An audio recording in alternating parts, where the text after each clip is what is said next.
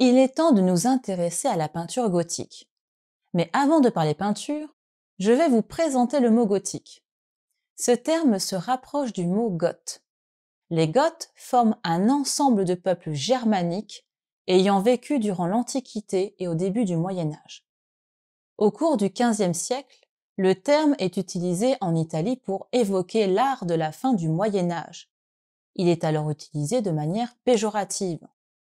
En effet, le terme gothique est alors associé à barbare et violent. En ce sens, gothique s'opposerait à l'art antique, qui incarne l'idéal de la beauté durant la Renaissance. Et ce sera le cas pendant plusieurs siècles. C'est au cours du XIXe siècle que ce terme perd sa connotation négative, du moins en partie. De nombreux stéréotypes ont continué de circuler au XXe siècle, et encore de nos jours.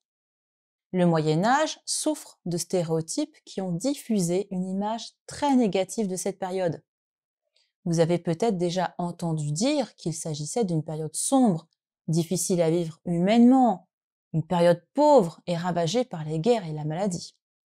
Cela a existé, mais pas de manière aussi intense qu'on l'imagine, car le Moyen Âge est une période très longue, elle couvre environ 1000 ans.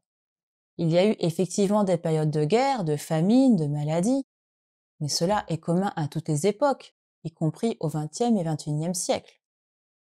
Retournons au Moyen Âge, et plus particulièrement à l'époque gothique. La période gothique couvre environ 400 ans d'histoire de l'art occidental. Elle se divise en 3 phases sur le territoire français. Le premier gothique, ou gothique classique, puis le gothique rayonnant, et enfin le gothique flamboyant. En Europe, le gothique évolue vers un art dit international. Dans l'imaginaire collectif, l'art gothique correspond surtout aux cathédrales. C'est vrai, mais en partie. L'art gothique n'est pas que l'art des cathédrales. De la même manière, lorsque vous pensez à l'art de cette période, vous imaginez peut-être des productions religieuses. Eh bien, pas uniquement. Il y a également une part importante de la production profane, c'est-à-dire dépourvue de caractère religieux. La peinture gothique montre d'ailleurs des exemples de cette production double.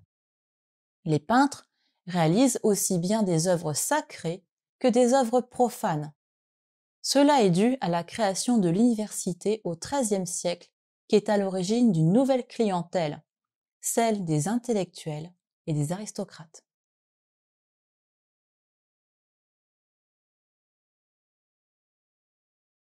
L'époque gothique est la grande époque de l'enluminure.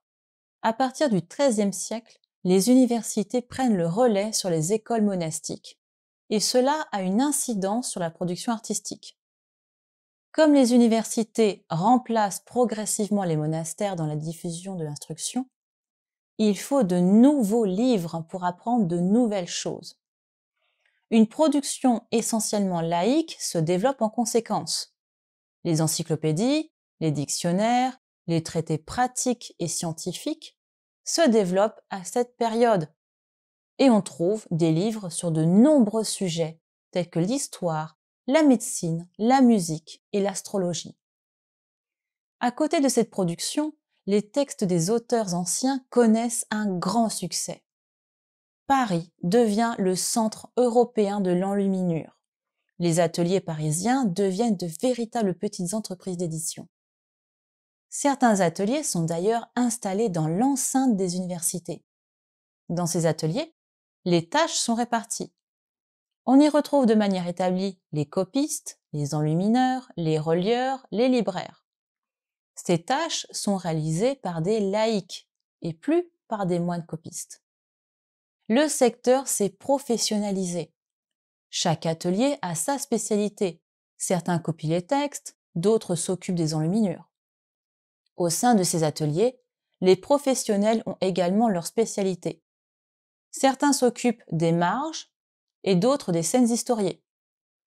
Les ateliers doivent répondre aux commandes de livres de piété et les nouvelles demandes qui comprennent les livres d'histoire et les romans. Ces manuscrits enluminés deviennent de véritables objets de luxe. Certains ateliers sont dirigés par des peintres reconnus en leur temps. Les frères de Limbourg travaillent pour le roi et plusieurs seigneurs, comme le duc de Berry. Ils réalisent pour le duc une production de manuscrits enluminés intitulée « Les très riches heures et les belles heures ». Les heures sont des livres de prière. Ces livres de prière ne sont pas utilisés lors des messes. Ils sont destinés à la dévotion privée.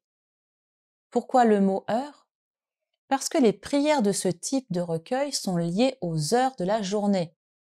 Le propriétaire de ce type d'ouvrage peut demander une personnalisation ou choisir d'inclure des éléments spécifiques, comme un calendrier, l'histoire d'un saint ou d'une sainte en particulier, ou être représenté priant devant la Vierge Marie. Voici les belles heures commandées par Jean de Berry en 1405. Il faut environ 3 ans aux frères de Limbourg pour réaliser ce manuscrit enluminé luxueux. L'ouvrage comprend 225 folios, c'est-à-dire 450 feuillets, et 172 miniatures, c'est-à-dire des illustrations. Au niveau du style, l'enluminure gothique révèle la volonté des peintres de s'affranchir de l'art roman. Dans certains exemples, l'illustration est tellement importante que ces manuscrits enluminés s'apparentent à des bandes dessinées. Les enlumineurs s'inspirent de plusieurs choses, et surtout des autres pratiques artistiques, comme l'orfèvrerie et l'art du vitrail. Des vitraux, les peintres reprennent la composition en médaillons. Les fonds ne sont plus uniformes, ils sont décorés de motifs, comme le motif du damier qui est à la mode. À cette époque, il faut aussi noter l'apparition des marges à drôlerie qui n'ont aucun rapport avec le texte. Il s'agit souvent d'animaux étranges ou des personnages adoptant de drôles de postures représentés dans les marges. En 1450, la mise au point de l'impression a une incidence sur la production de manuscrits enluminés. Les premiers livres imprimés sont encore décorés à la main. Mais face à la nécessité d'augmenter la production, les illustrations commencent à être reproduites de manière mécanique. La gravure se développe dans les livres.